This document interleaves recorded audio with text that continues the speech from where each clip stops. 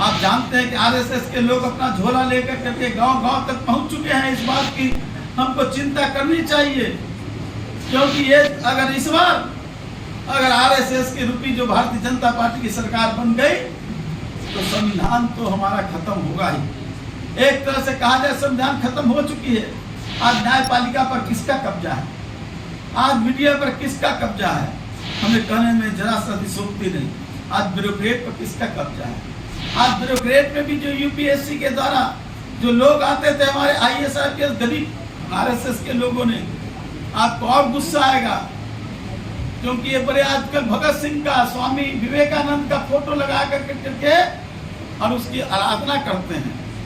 भगत सिंह को अपना आराधना करते हैं, लेकिन याद होगा जब भगत सिंह को फांसी लग रही थी उस समय गुरु गोविंद ने क्या कहा था, उस ऑर्गेनाइजर में लिखा हुआ है, कहा था कि जो शहीद नहीं होते हैं कायर लोग शहादत देते हैं, कायर लोग फांसी का फंदा चूमते हैं। भगत सिंह को कायर की संज्ञा देने का काम करने वाले लोग आज भगत सिंह की आराधना करने का काम कर रहे हैं। ये लोकतंत्र को बड़ा खतरा है साथियों, इसीलिए लोकतंत्र की चुनौती है।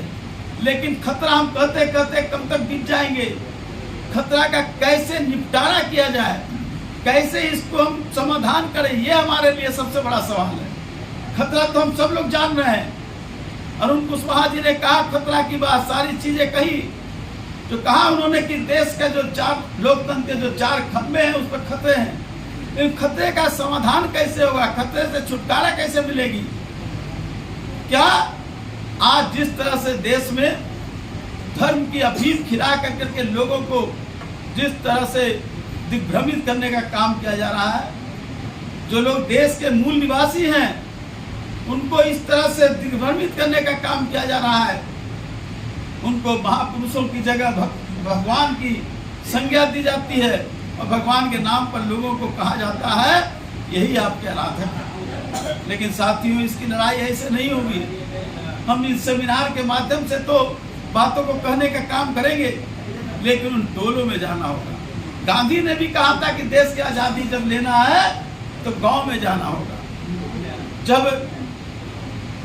जब उनको गोखले साहब ने कहा था गांधी को कि आप पहले देश को समझने का काम करो, और गांधी ने चंपारण के नीले के खिलाफ जो आंदोलन हो रहा था उस आंदोलन के समझने के लिए वो गए थे। वो कोई वहां लड़ाई लड़ने के लिए नहीं गए थे। जब उन चंपारण पे किसानों की जो दुर्दशा देखी तो उन्हें लड़ाई की शुरुआत करने का काम किया, और उसके बाद देश की आजाद की लड़ाई, और 1947 में देश की आजादी हुई थी।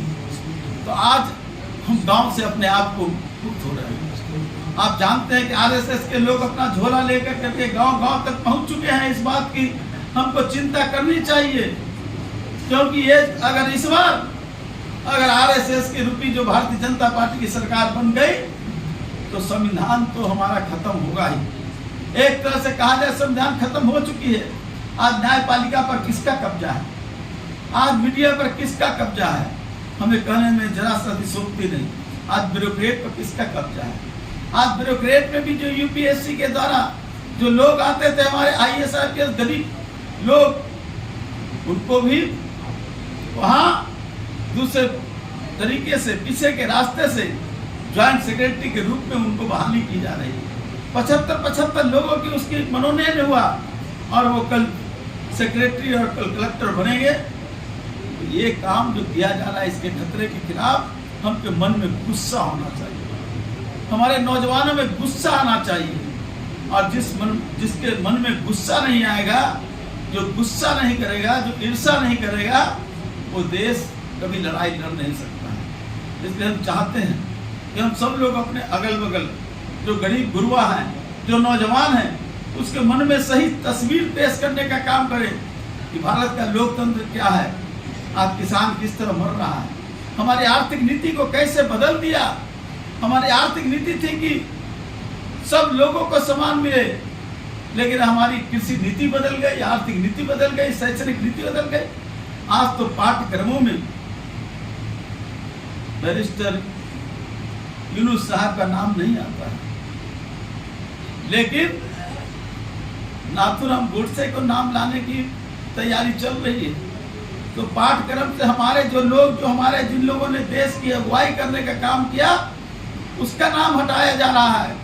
और जो लोग इस देश में गद्दारी करने का काम किया, आजाद हिंद फौज में जब सुभाष चंद्र बोस जब अंग्रेजों के खिलाफ लड़ाई लड़ने के लिए लोगों को अपने आजाद हिंद फौज में भर्ती कराने का काम कर रहे थे, उस समय सावरकर अंग्रेजों के फौज में लोगों को भरने के लिए प्रेरित करने का काम कर। ये है देशभक्त बने, जिनकी देशभक्ति की आज बड़ी अपने आप को पीठ थपथपाने का काम।